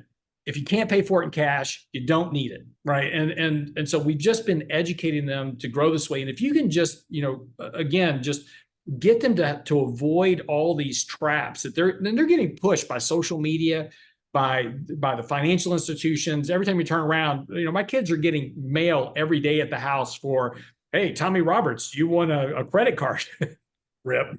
No, yep. He never sees it, but I get those things every single day for the kids. My dog got an application for a credit card. So, so they're constantly getting pushed. And of course, you see social media, everybody on social media is, driving fast cars, living in big houses. What they don't tell you is either it's not their stuff or they're not, dead up to their eyeballs. So again, it's just, education so important to your point, but, getting that started. And again, if you want to give me the Chris Brightman model, I'll put that on the website. So if, let me do that. Because I think that'd be really interesting. And I'll, for folks that have heard me mention this several times, I'll make a clip of that section from my interview with Chris. And I'll post it somewhere on Thoughtful Monday so that if you're interested in just watching it. Actually, do me a favor. So send me the model. And then send me that clip. And then when we launch the portfolios, I'll build the Brightman accumulator model. And by each model, there's a little question mark where you can click it and it'll tell you what the model is. I'll attach that video so people can see the video. Awesome. Great. Okay, perfect. All right. So that's a concept of the financial baton. Seems like we think that that's not a bad idea to consider, as well as some of the other. We should have been doing this with our kids in school. We never taught we taught kids home economics. We never taught them anything about finance. My kids didn't even get taught home economics, just so you know. All right, so here's my crazy idea. So we just talked about the younger generation. Now there's plenty of people, perhaps even some watching this video, who are saying, okay, I'm not a kid anymore, but I am behind the 8 ball, or I haven't saved enough, or I'm not confident that I'm going to have enough to retire in life, right? So what can I do? And of course, those people feel the pressure to chase return, right? Well, I need to get into something that's paying a really high return, and they go out way on the risk curve where they shouldn't be. And then something bad happens and they get wiped out, right? So here's my crazy idea. There's a lot of seniors out there with a lot of money, right? We've talked a lot about how, in general, wealth correlates with age, but right now the baby boomer generation has the vast amount of financial assets in this country. Not all of them have heirs, right? Okay. So here's the crazy idea, which is, could you make a deal with one of them? Get to know somebody who's, well off in their twilight years, and say, look, what can I do for you in your remaining time on this earth where I could earn a percentage of your estate, right? This has bad outcomes written all over it. It probably does. But when you think about it, you've got somebody with a lot of money who's going to pass away, and their incentive is to either just spend it all, right? Or it's just going to go to something they don't control. Whereas somebody could say, look, what do you want? Do you want somebody to, spend time with you every week? Do you want somebody to, care for your pets, and when you're gone, I'll take care of all your menagerie. I am just making this up. I don't know, Yeah. but I could see two people of good faith actually coming up with something that could work for both parties. Could it be horribly abused by bad people? Absolutely. I was gonna say, because Jeffrey Epstein had a lot of money. Yeah. But I don't know. Is this just a dumb idea, or is this something that, and you get a lawyer involved and you can create all the legal No, I requirements mean, you want, look, but no, it's theory. Is it a bad idea? well, no, I mean, we've seen that this happens all the time, is where, there's an elderly couple or an elderly man, maybe he lost his wife, and, the next door neighbor, she cares for him for years, takes him food every day. And, he lives in a modest house. He lives in, drives a, doesn't drive anymore because he can't, because he's too old. And, she goes over every day. She takes care of him. I mean, these stories are plentiful. And then he passes away and leaves her $1 million. And that happens all the time. And she didn't want anything out of it. She was just being kind. And I think that's the real lesson that we want to to really put out there, is that we should be doing kind things for our neighbors without the expectation of money. And it's great, but I mean, if you're kind of going to be nice to somebody just for money, that's where bad things tend to go wrong. That's where bad things tend to happen. Both sides. One I don't person disagree, and I agree we should all be kind.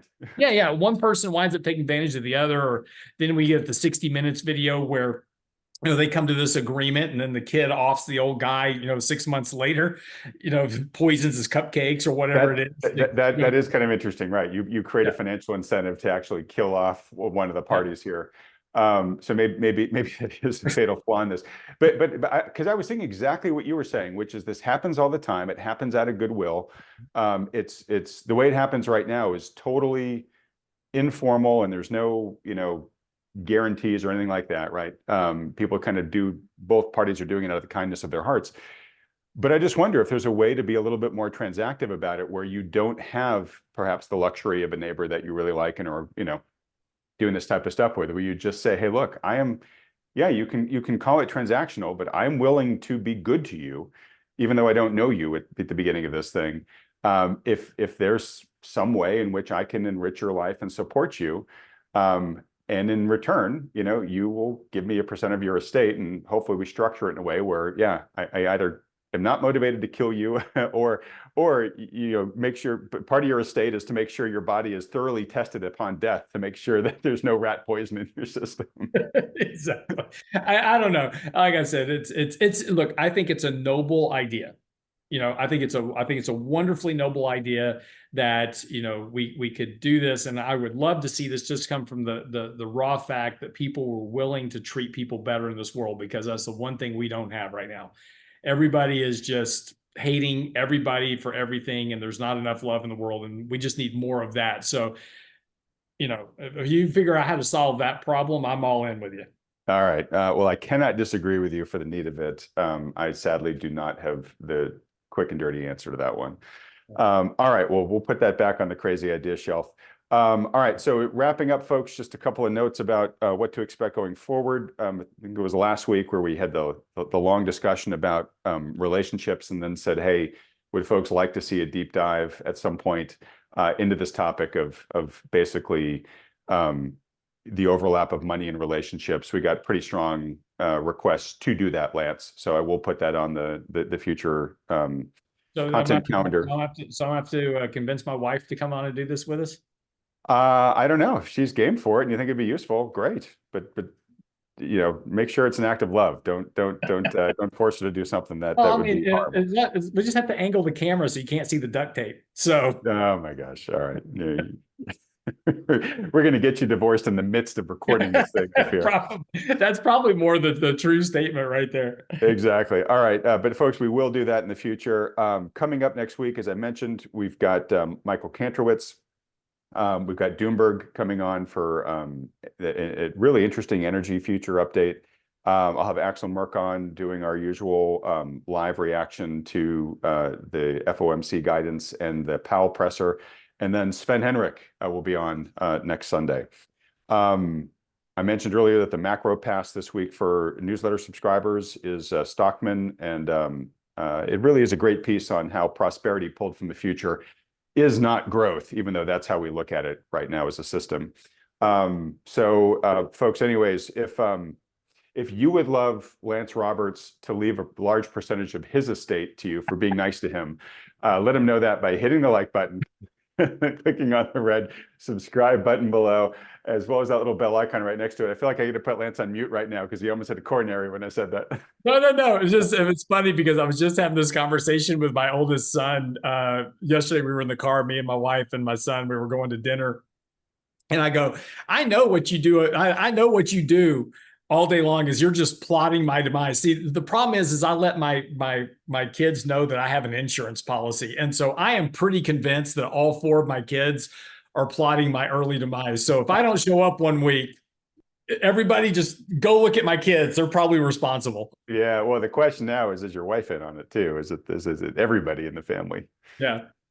Yeah, if you see, knowing looks and little smirks between your wife and your kids, that maybe is a maybe is a precursor. My point is you're in a long line of people before I can get to you. Oh. Okay. All right. So subscribe, like I said, and reminder, we're coming up on that 100,000 subscriber milestone. If you can help us get there, that would be greatly, greatly appreciated. And then, interesting. Lance, we tease each other, but I think we both know, we're both trying to just be as much of the eagle as we can and try to see the world for it is versus how we'd love for it to be. I am taking from you that you are becoming, I know you have been concerned to a certain extent, but it seems like you're becoming a bit more concerned over what the economic data is starting to suggest might be ahead of us here. And so just my usual reminder for everybody watching this, if the eagle is starting to see potential a darkening of clouds on the horizon, you should be talking with your professional financial advisor about how are you positioned for the market it is today, but if those clouds continue building and things get darker from here. If you've got a good one who can do that for you and they take into account all the macro issues that we talk about on this channel and a lot of the topics that Lance and I talked about here in creating your portfolio strategy and then can execute it well for you, great, stick with them. But if you don't have a good one yet, or you'd like a second opinion from one who does meet all that criteria, perhaps even Lance and his team there at RIA, then fill out the short form at thoughtfulmoney.com to schedule a free consultation with them. To do that, just go to thoughtfulmoney.com. When you fill out that form, the folks will be in touch with you usually within the same day. All right, Lance, it's as usual, the time is flown by. I think I introduced you here as the Pantasophic expert here, so I'm going to let you just shower your wisdom on people by having the last word. I think we pretty much drained all the wisdom for this week. So again, I think next week we'll have a lot to talk about. We'll have the Fed, we'll have the inflation report, we'll have the market data. So we'll of course do the Simple Advisor walkthrough next week for sure. Great. And if there's time, there was a really interesting topic that we didn't get a chance to talk about today, which is what I'm calling the price of rescue. We live in this world now where anything bad happens, the central planners step in to, quote, rescue the system. No bigger example of that than what happened after COVID.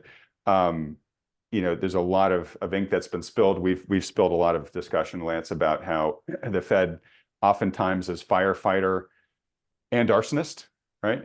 They're in many cases they're stepping in to solve problems that they themselves created. And what prompted all this is a discussion that Neil Kashkari had in the media, where he found himself really surprised talking to these labor organizations that represent regular workers, where they said that they would totally prefer going through a recession than having to deal with inflation. And basically, their shorthand was like, look, we know how to deal with a recession. We know how to deal with it. We know how to reallocate labor to, wherever the economy better needs it if they're getting laid off. We know it's temporary. where inflation is a permanent tax, right? Once we're hit with it, we have to live with it forever, right? And to Kashkari, it was almost like they had said that the sky was pink, right? I mean, he was, really? Are you, what? And it was, I think it's just a great telling moment about how, like, in many ways, our central planners, like, just don't get it. You know, he was, you know, kind of surprised that the Fed wasn't getting more gratitude for what it had done. And these guys were like, well, because we didn't want it. You know, we would totally take our lumps and let the economy heal and then step back into a, you know, a better functioning economy than be saddled with, you know, Trueflation just came out, and I think most people would say they're understating it, but they're saying that the purchasing power of the dollar has lost approximately 25% of its value since January of 2020. So that is a permanent quarter haircut to any wealth that you had 4 years ago, right? I don't know anybody who voted for that, and I think a lot of people, if given the choice, would have said, yeah, it's not going to feel good, but we'll take whatever recession this pandemic is throwing at us rather than give up a quarter of our wealth forever.